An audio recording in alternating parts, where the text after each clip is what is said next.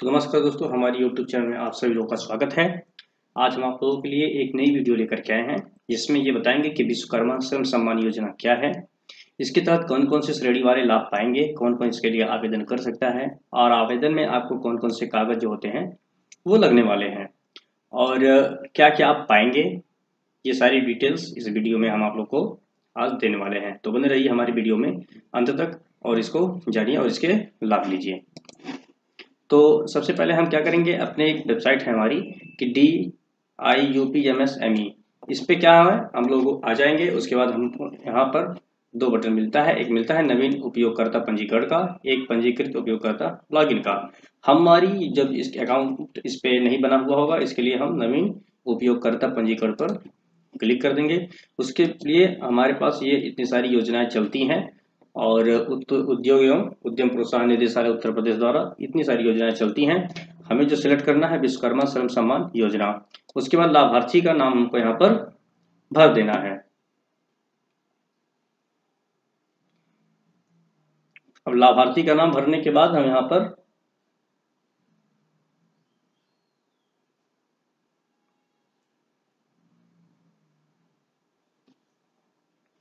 उसके बाद capital letter में आप इसको भर दीजिएगा।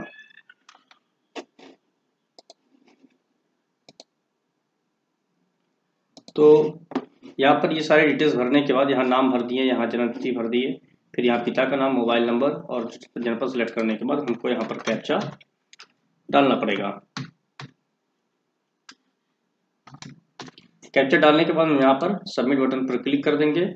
उसके बाद यहाँ पर ओके कर देंगे। ओके करने के बाद ये हमारे पास रजिस्ट्रेशन नंबर यहाँ पर आ जाएगा और रजिस्ट्रेशन नंबर को हम यहाँ पर कॉपी कर लेंगे। रजिस्ट्रेशन नंबर और पासवर्ड को कॉपी करने के बाद हम यहाँ पर लॉगिन बटन पर जाएंगे। अब क्या होगा, यहाँ पर हम यहाँ पेस्ट कर देंगे, अपना लॉगिन आईडी डाल देंगे। लॉगिन आईडी डालने के बाद क्या करेंगे, यहाँ पर पासवर्ड पेस्ट कर देंगे। उसके बाद हम यहाँ कैप्चा कोड जो हमारा दे रहा है, उसके बाद वहाँ पर उसको डालने के बाद यहाँ पर हम लॉगिन बटन पर क्लिक कर देंगे। कह रहा है कि इस पेज को रिफ्रेश करने के लिए, तो पेज को हम रिफ्रेश करके आगे बढ़ेंगे। पेज को रिफ्रेश करने के बाद हमको यहाँ पर फिर से अपना डिटेल्स डालना पड़ेगा।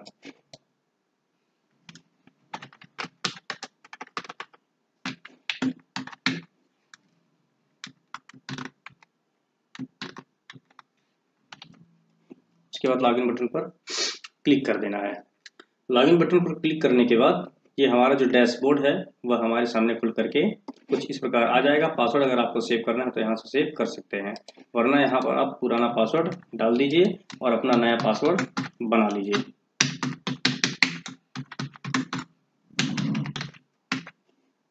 पासवर्ड क्या होना चाहिए, ये पासवर्ड की डिटेल्स यहाँ पर दी हुई है, ऐसे पासवर्ड आप बना सकते हैं, ऐसे ही होना चाहिए। उसके बाद हम यहाँ पर सबमिट बटन पर क्लिक कर देंगे और हमारा पासवर्ड जो होगा वो सक्सेसफुली चेंज हो जाएगा। पासवर्ड सक्सेसफुली चेंज होने के बाद वापस हमको करना पड़ेगा लॉगिन। तो लॉगिन के लिए हम यहाँ अपना यूजर आईडी नंबर डाल देंगे। उसके बाद पासवर्ड जो नया बनाए हैं उसको हम यहाँ पर डाल देंगे। उसके बाद कैप्चा हमको जो यहाँ पर शो हो रहा है, उसके बाद कैप्चा हम डाल करके यहाँ पर साइट लॉगिन बटन पर क्लिक कर देंगे। लेकिन हमको फिर यहाँ पर अपने पेज को रिफ्रेश करना होगा। पेज को रिफ्रेश करने के बाद ये वेबसाइट फिर से हमारे सामने इसका वेब पेज रिफ्रेश हो जाएगा। उसके बाद यहाँ पर हम अपने लॉगिन आईडी को डाल देंगे, यूजर नेम, और यहाँ पर जो हमारा पासवर्ड है उसको पासवर्ड यहाँ पर डाल देंगे।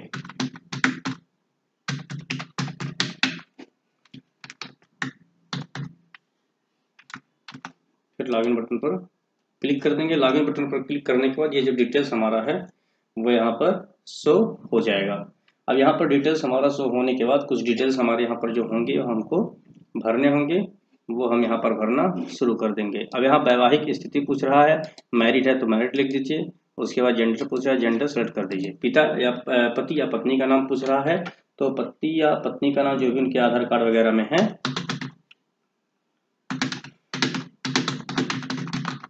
वो यहाँ पर आप डाल दीजिए। उसके बाद क्या है, जाति जो आती है जनरल, अदर, बैकवर्ड, शेड्यूल या शेड्यूल ट्राइब में आते हैं वो यहाँ पर डाल दीजिए। पारंपरिक व्यवसाय कौन है, तो टोकरी, बुनकर, लोहार, बड़भूजा और नाई, ये जो मोची, बढ़ई, सुनार, हलवाई, धोबी, कुम्हार, मूर्तिकार, राजमिस्त्री, दर्जी, तो ये दर्जी हैं और यहाँ पर मैं इनका ये डिटेल्स डाल दिया हूँ। उसके बाद यहाँ पर इनका कंप्लीट एड्रेस पूछेगा,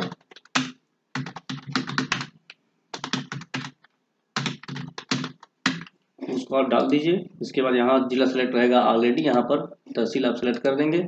उसके बाद ब्लॉक का नाम जो तहसील के अंतर्गत उस ब्लॉक में आपसे संबंधित होगा उसको आप डाल दीजिएगा। उसके बाद ग्राम पंचायत का नाम आप लोग अपने यहाँ डाल दीजिएगा और पिन कोड जो आपके एरिया का होगा उसको आप 6 अंकों का डाल करके, उसके बाद क्या अस्थाई पते के समान है तो यहाँ पर आप ओके कर दीजिएगा, वरना नो करके यहाँ से आगे बढ़ जाइएगा। यहाँ पूछ रहा है कि आप पारंपरिक व्यवसाय से संबंधित जात के हैं, अगर हाँ तो हाँ, वरना नहीं पर बाय डिफॉल्ट इसको सेलेक्ट रहने दीजिएगा। अगर आप प्रवासी मजदूर या कारीगर है तो यहाँ पे हाँ कर दीजिएगा, वरना नहीं करके आप यहाँ पर आगे बढ़ जाएंगे। आगे बढ़ने के बाद यहाँ पर बैंक का नाम पूछ रहा है, किस बैंक में आपका खाता है। अब बैंक में खाते का नाम कस्टमर का या आप खुद अगर अपना भर रहे हैं तो वो देख लीजिएगा किस बैंक में आप अपना अकाउंट खुला रखे हैं। तो वहाँ स्टेट बैंक ऑफ इंडिया का इनका खाता है, मैं यहाँ state bank of India select कर दिया। इनका जो खाता है उसका IFSC कोड पूछ रहा है, यहाँ पर IFSC कोड जो इनका लगता होगा वो यहाँ पर इनको पूछ करके डाल देना है।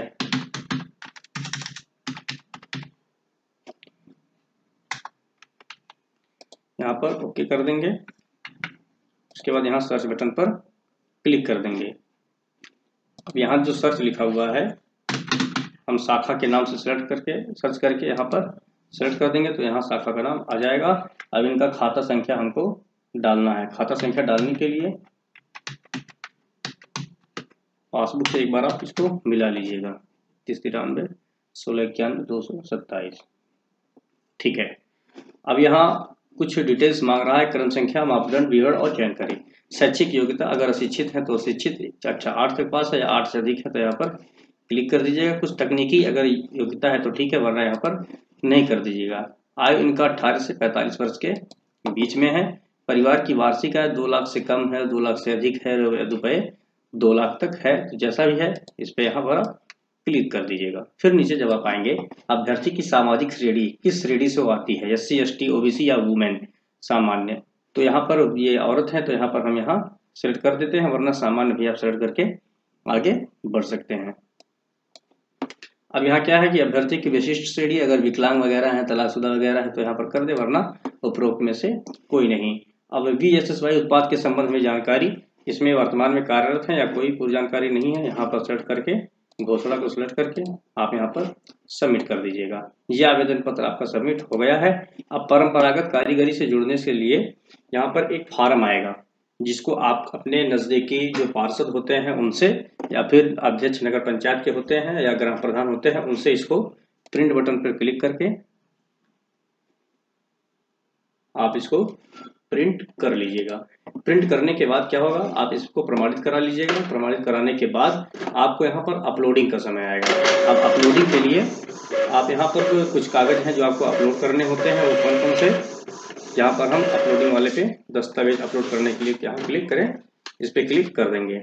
अब यहाँ जो हमारा फोटो होना चाहिए उसकी साइज 20 KB या उससे अधिक नहीं होनी चाहिए। यहाँ पर हम जाएंगे चूज के लिए, और जो हमारा लोकेशन रहेगा फोटो वगैरह का, जहाँ पर ये फाइल है उस पर यहाँ करके ये हमारा फोटो अपलोड हो गया।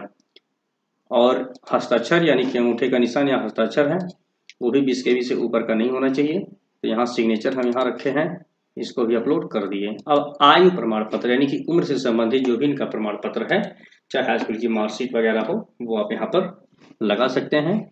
मैं इनका हाई स्कूल का मार्कशीट अभी लगा दे रहा हूँ। तो यहाँ पर आयु प्रमाण पत्र में इनकी मार्कशीट में लगा दे रहा हूँ, जिसकी साइज मैक्सिमम यानी कि ज़्यादा से ज़्यादा 300 KB की होगी, और ये मेरा 227 KB लगभग है। उसके बाद ये मेरा कुछ समय आप वेट करेंगे, अपलोड जाएगा। अब इनका बैंक पासबुक, कैंसिल चेक या DBT ट्रांसफर हेतु जो भी दस्तावेज आपका होगा, मिनिमम 300 KB से ऊपर का ये ना हो। यहाँ पर आप जा करके यहाँ पर बैंक पासबुक को मैं यहाँ पर अपलोड कर दूंगा। और यहाँ पर करें आधार कार्ड या वोटर ID, निवास प्रमाण पत्र, बिजली बिल, राशन कार्ड, किरायानामा, जो कुछ भी हो वो आप यहाँ पर अपलोड कर सकते हैं। मैं इनका आधार कार्ड अपलोड कर दे रहा हूँ।